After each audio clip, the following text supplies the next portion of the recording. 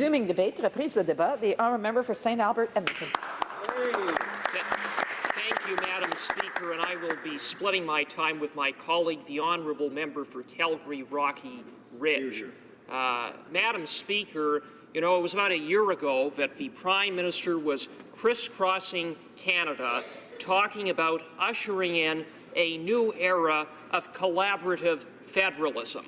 And not only was, of course, the Prime Minister talking about ushering in a new era of collaborative federalism, he was talking about sunny ways and consultation and cooperation and collaboration. Well, Madam Speaker, yesterday Canadians found out what the Prime Minister really meant when he spoke of collaborative federalism, when he spoke about sunny ways and consultation and cooperation and collaboration, when he unilaterally announced the imposition of a massive federal tax grab on the provinces. The Prime Minister said to the provinces, "You shall impose a carbon tax or a price on carbon, and you shall do that by 2018. And if you do not do that, the federal government will do it for you by imposing a price on carbon at $10 a tonne in 2018, escalating to $50 a tonne in 2022. No consultation, Madam Speaker, no collaboration, just a unilateral imposition of a massive tax grab from the Prime Minister. Talk about sunny ways. Talk about collaborative federalism, Madam Speaker. So, how did the provinces and territories respond to the Prime Minister's collaborative federalism? Very well. Madam Speaker, Premier Wall said yesterday that he was stunned by the Prime Minister's disrespect towards the provinces and territories. His Environment Minister, Premier Wall's Environment Minister, said that Saskatchewan had been effectively railroaded. He called it a bad day for federal-provincial relations. And then, Madam Speaker, there was the Environment Minister from the Yukon who was so surprised by the Prime Minister's unilateral announcement that he said it literally sucked the air out of the room. And then, later in the day, the Environment Minister from Nova Scotia walked out of the room on the federal Environment Minister, and she was joined, the Nova Scotia Environment Minister was joined by the Environment Minister from Newfoundland and Labrador and the Environment Minister from Saskatchewan. So, Madam Speaker, that illustrates just how our provinces are responding to the Prime Minister's so-called new era of collaborative federalism. You know, and speaking of this federal Environment Minister who had 3 Environment Ministers walk out on her yesterday, she had the audacity over the weekend, I think it was, to characterize the sensible measures brought forward by the previous Conservative government and the Conservative government's targets as fake. You know, Madam Speaker, I'll tell you what is fake. This government's commitment to sunny ways, fake. This government's commitment to collaboration, cooperation, and consultation, fake. This government's commitment to ushering in a new era of collaborative federalism, fake.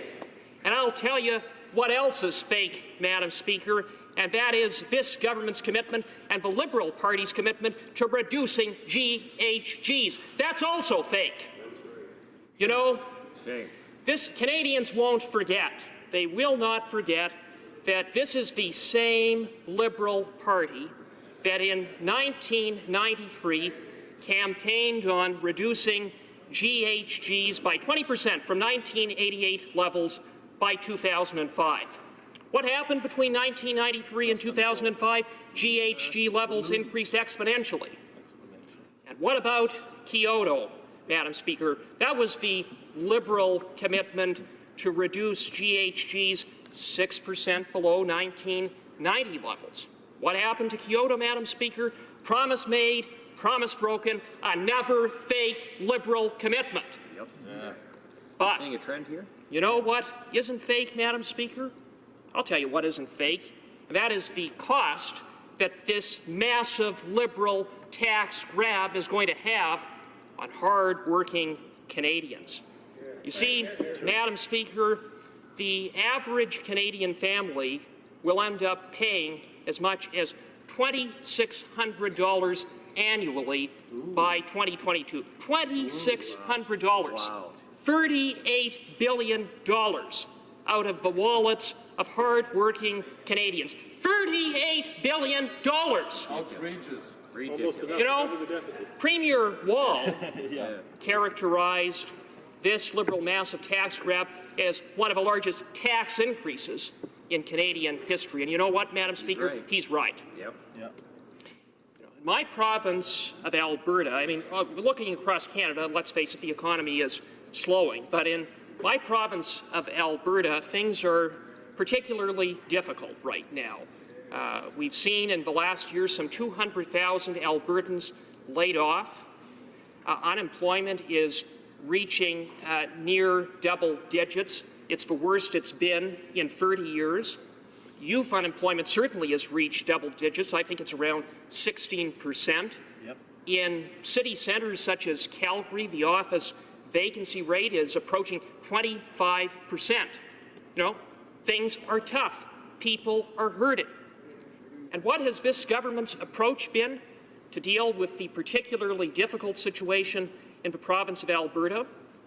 Well, one of the first things this government did upon coming to office was to kill the Gateway Pipeline, which would have helped get Alberta energy to market, which would have helped Alberta become less reliant on exporting energy to the U.S.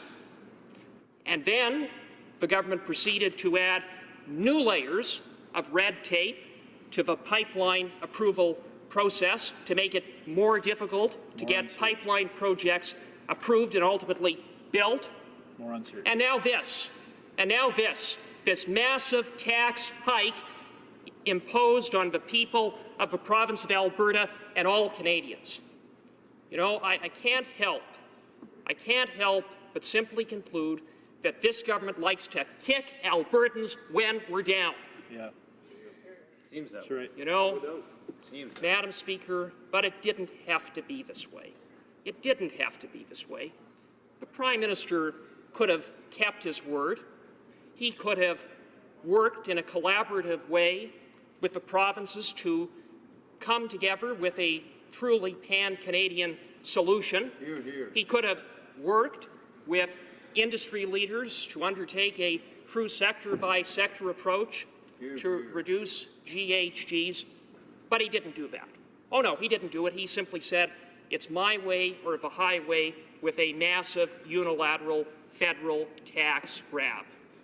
And you know what the result will be of this, Madam Speaker? Well, unfortunately not good. Canadians, hard-working, tax-paying Canadians, are going to be worse off, are going to be poorer, and Canada will be nowhere closer to achieving its Paris targets. Thank you, Madam Speaker.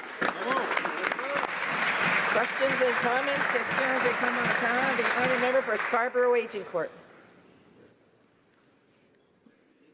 Thank you, Madam Speaker. And I listened with interest from my friend from Edmonton, St. Albert, to his contribution on this debate on the Paris Agreement. And I find it kind of rich that he is proposing to lecture this government with respect to its approach on federal, provincial, and territorial relations, given the approach of the previous government for the last 10 years, which was essentially to ignore provinces and territories.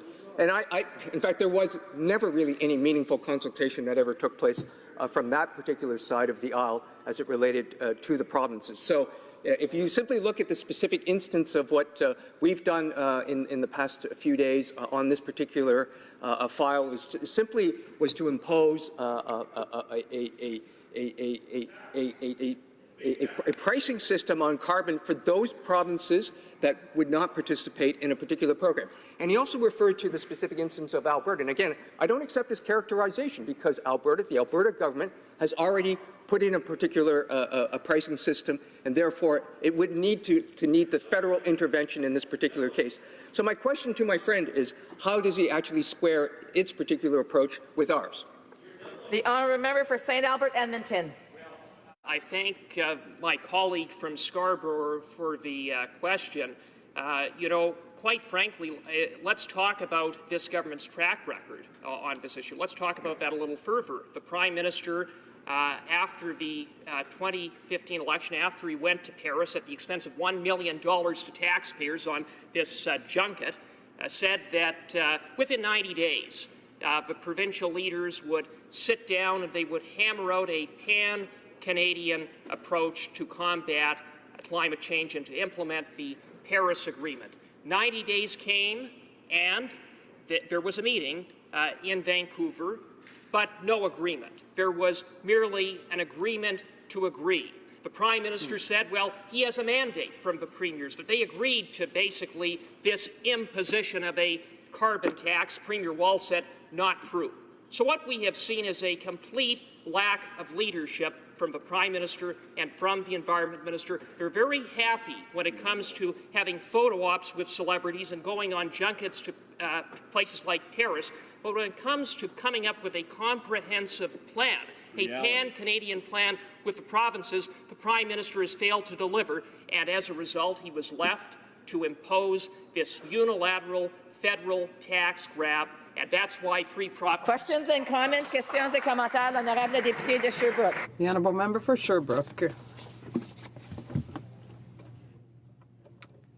Thank you, Madam Speaker. I thank my colleague for his speech. But the Conservatives, over the last few weeks and months, have spoken a lot about this issue and criticized the government.